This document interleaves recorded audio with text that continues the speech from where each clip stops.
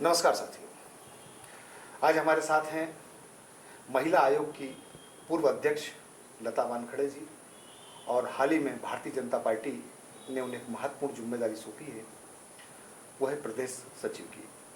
वे एक दिन के प्रवास पर उज्जैन पहुंची हैं और हमारी कोशिश है कि हम उनसे ये जानेंगे कि वर्तमान राजनीति, किसान आंदोलन और उनके जो कार्यकाल रहा अध्यक्ष पद का उनका, उसमें उन्होंने क्या क्या उपलब्धियां हासिल की, क्या काम किए।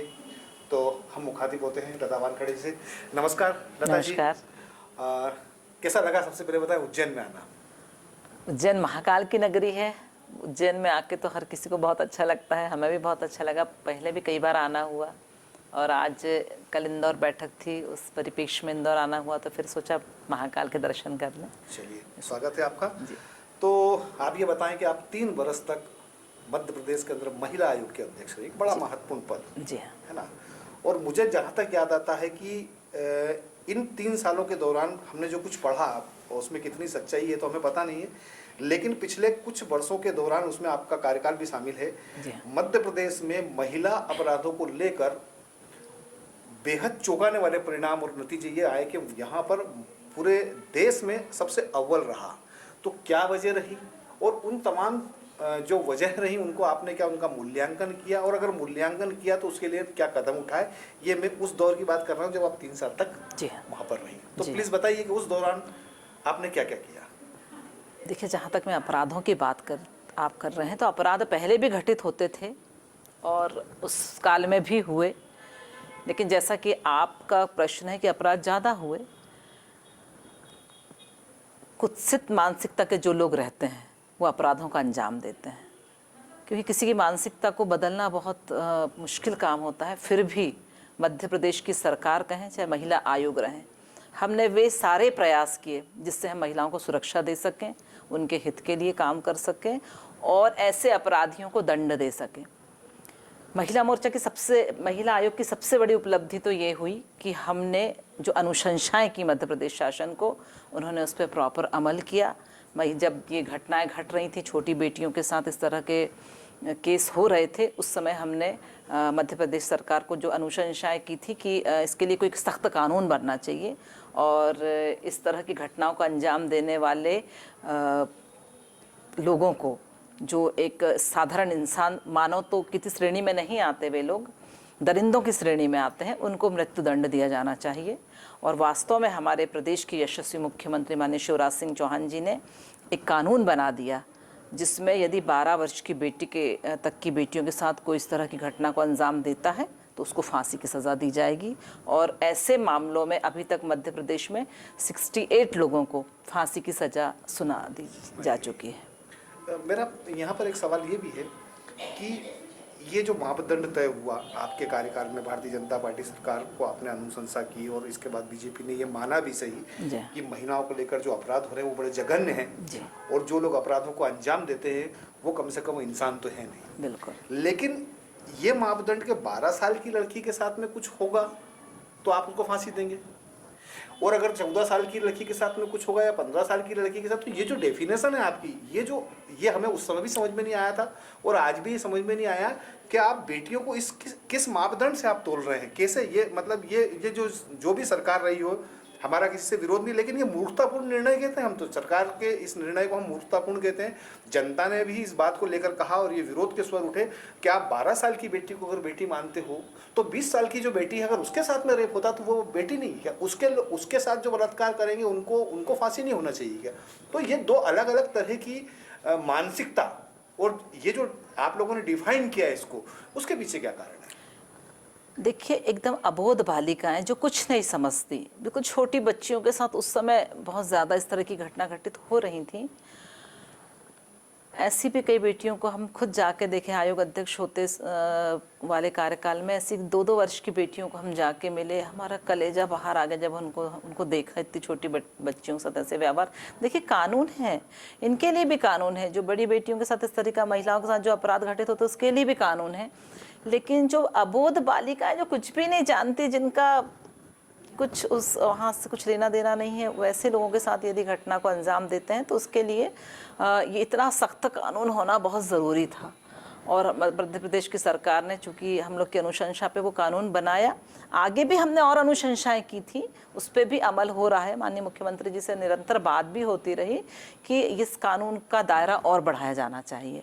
महिला कोई भी हो, अबोध हो चाहे वो हो, उसको जो उसके साथ इस तरीके की घटना घटित करता है, अंजाम देता है, तो उसकी केवल एक ही सज़ा होना चाहिए, वो मृत्युदंड।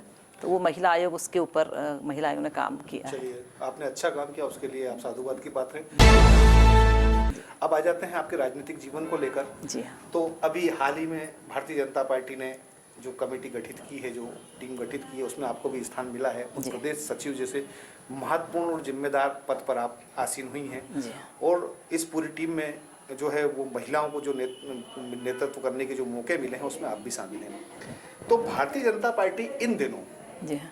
एक नए दौर से गुजर रही है। राजनीति का एक नया दौर इन दिनों देखने में आया है कि कोई सी भी पार्टी के जो नाराज लोग होते हैं, उनकी आश्रय स्थली आजकल भारतीय जनता पार्टी बन चुकी है। मैं किसी पार्टी का नाम नहीं लेना चाहता, लेकिन कल तक जो भारतीय जनता पार्टी को गालियां बकते थे, भारतीय जनता पार्टी को खूनी बोलते थे, भारतीय जनता पार्टी को हत्यारा बोलते थे, ऐसे तमाम लोग आज की तारीख में भारतीय जनता पार्टी में आके मान्य नहीं हो गए।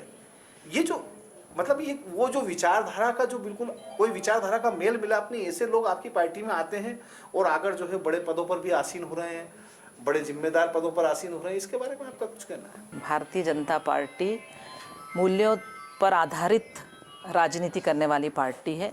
हम लोग सिद्धांतों को लेके चलते हैं। हमारी पार्टी में की कुछ रीति नीतियां हैं, और बहुत से लोग देखे, सब जगह जाके देखे, दूसरी पार्टियों में रह के देखे, लेकिन उन्होंने जब देखा कि नहीं, भारतीय जनता पार्टी की बात अलग है, हम जो कहते हैं वो करते हैं, हम सिद्धांतों को लेके काम करते हैं, विचारों को लेके काम करते हैं। तो जब सामने वाला भारतीय जनता पार्टी के काम को देखता है, हमारी सरकार ने 15 वर्षों में जो मध्य प्रदेश में काम किया है, माननीय मोदी जी को देख के भी बहुत लोग उनकी जो क्रियाशीलता है और उन्होंने जो देश के लिए किया है, आज उन्होंने हिंदुस्तान को विश्व के क्षितिज पर उभारने का काम किया है, तो ये सब चीज़ें देख के लोग प्रभावित होते हैं। माननीय मोदी जी को देख के प्रभावित होते हैं, माननीय शिवराज सिंह चौहान जी को देख के प्रभावित होते हैं, हमारे भारतीय जनता पार्टी के अध्यक्ष माननीय विष्णुदत्त शर्मा जी, उनकी कार्यशैली को देख के लोग प्रभावित होते हैं और वो भारतीय जनता पार्टी का दामन थामते हैं। और भारतीय जनता पार्टी में आके जब वो व्यक्ति जब भारतीय जनता पार्टी का हो जाता है, भारतीय जनता पार्टी में आ जाता है, फिर वो भारतीय जनता पार्टी की रीति नीति के अनुसार चलता है और हमें उसके पीछे जीवन से कोई लेना देना नहीं होता है। लेकिन जब वो हमारे दल में आ जाता है तो एक कमल की तरह खिला हुआ व्यक्ति रहता है। तो बदल भी जाता है वो कमल की तरह आके। प्रेमचंद गुड्डू बदल गए थे, आपकी पार्टी के खिलाफ चुनाव लड़े, वो आपकी पार्टी के नेता हो गए। अब देखिए, किसी का व्यक्तिगत जो भी रहता होगा उससे हमें ज़्यादा तो नहीं है, लेकिन हाँ, भारतीय जनता पार्टी में जब कोई, आपका जो सवाल था कि भारतीय जनता पार्टी में हर तरह के लोग आ रहे हैं और आप उन्हें शामिल कर रहे हैं, तो वो प्रभावित होकर आ रहे हैं। और जब आते हैं वो, तो उनको प्रशिक्षण दिया जाता है, सिखाया जाता है कि हमारी पार्टी में आपको आके ऐसे रहना पड़ेगा, इस तरीके से रहना पड़ेगा, सिद्धांतों को लेके चलना पड़ेगा, मूल्यों पर आधारित राजनीति आपको करनी पड़ेगी। उनको वो सारा मंजूर होता है, तभी तो भारतीय जनता पार्टी में प्रवेश करते हैं। चलिए, अच्छी बात है, आप ऐसा विचार करती हैं। एक प्रश्न बड़ा लंबे समय से उठता आया है कि मध्य प्रदेश में, हमने दूसरे जो स्टेट देखे वहाँ पर महिला नेत्रियों को ये अवसर मिले हैं कि उन्हें मुख्यमंत्री बनाया जाए, तमाम पदों पर रहती हैं महिलाएं। मध्य प्रदेश के अंदर भी एक अवसर आया था, लेकिन आज तक उसके बाद में मध्य प्रदेश की सरकार या मध्य प्रदेश आपकी जो पार्टी है, भारतीय जनता पार्टी, उसने ऐसा कभी दोबारा प्रयास नहीं किया कि हम किसी महिला नेत्री को भी अवसर दें। कभी उन्होंने प्रोजेक्ट करने की कोशिश नहीं की। उमा जी आई तो उमा जी को निकाल दिया गया तरीके से। उसके बाद में जो है वो आप जैसी नेत्रियां आती हैं, आपको प्रदेश मंत्री बना दिया जाएगा, और भी हो सकता है कोई बड़े पद मिल जाए। लेकिन ऐसा क्यों नहीं हो पा रहा है कि मध्य प्रदेश के अंदर किसी महिला को लेकर एकजुटता हो, एक मत हो कि हमको अब इस प्रदेश की सरकार की जो नेतृत्व हो किसी महिला को देना है? इस बारे में आपका क्या? देखिए, ऐसा नहीं है, वो परिस्थितियाँ इंसान को बनाती हैं। उमा जी हमारी सम्माननीय नेता हैं, और उमा जी ने तो सबसे ज़्यादा मध्य प्रदेश में आके काम करके और बंटाधार राज समाप्त किया था। उनकी बहुत बड़ी भूमिका है सरकार बनाने में, लेकिन उस समय कुछ ऐसी परिस्थितियाँ आई थी, ऐसे कुछ उनके खिलाफ ऐसे कुछ षड्यंत्र रचे गए थे जिसकी वो शिकार हुई थी और उनको मुख्यमंत्री पद से इस्तीफा देना पड़ा था। तो वो हमारे यहाँ संगठन जो जिसको भारतीय जनता पार्टी का संगठन जिसके लिए आदेशित करता, जिसको निर्देशित करता है, वो काम करता है, कोई अपने मन से नहीं करता। हमारे मुख्यमंत्री माननीय शिवराज सिंह चौहान जी, एक फिर उसके बाद हमें ऐसा नेतृत्व मिला जिन्होंने मध्य प्रदेश की दशा और दिशा को बदल दिया, मध्य प्रदेश का पुनर्निर्माण कर डाला। आज मध्य प्रदेश भी देश के विकसित राज्यों की श्रेणी में आ गया है और हमारा जो लक्ष्य है, हमें स्वर्णिम मध्य प्रदेश बनाना, हम उस ओर अग्रसर हैं। माननीय शिवराज सिंह जी का नेतृत्व में हमने लगातार 3 चुनाव लड़े और हमने उसमें सफलता हासिल की।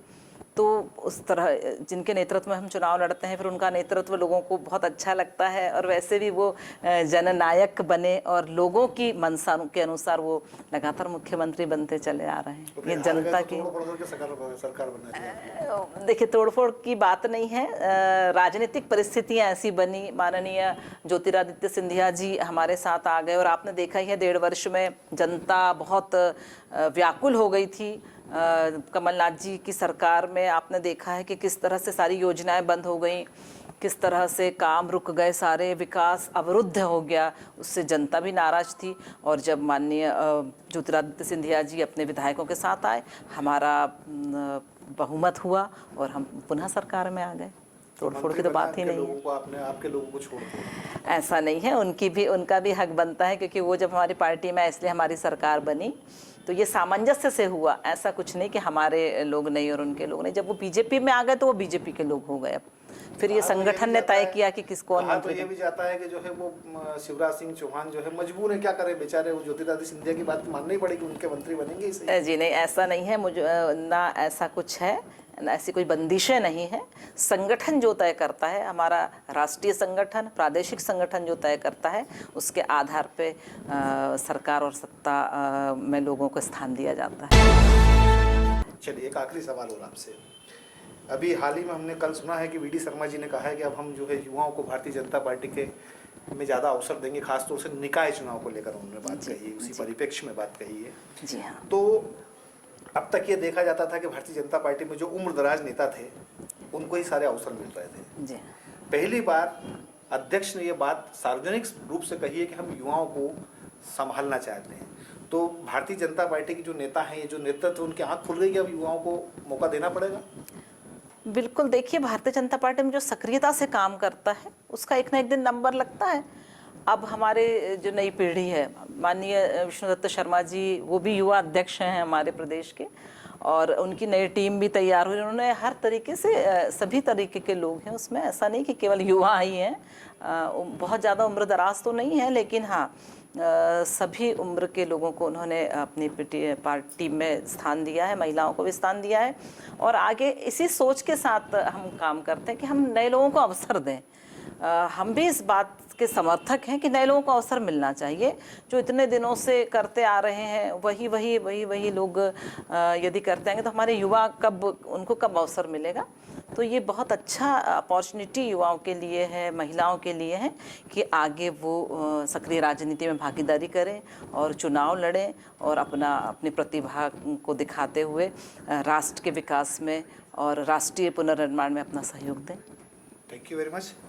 तो ये थी लता वानखेड़े जी, प्रदेश सचिव हैं भारतीय जनता पार्टी में, और उन्होंने सारे सवालों के जवाब दिए, जोरदार तरीके से दिए। हालांकि कई बार उन्होंने अपनी पार्टी का और अपनी सरकार का बचाव भी किया। फिर मिलेंगे हम किसी नए किरदार के साथ, तब तक के लिए मुझे आज्ञा दीजिए। जय श्री महाकाल।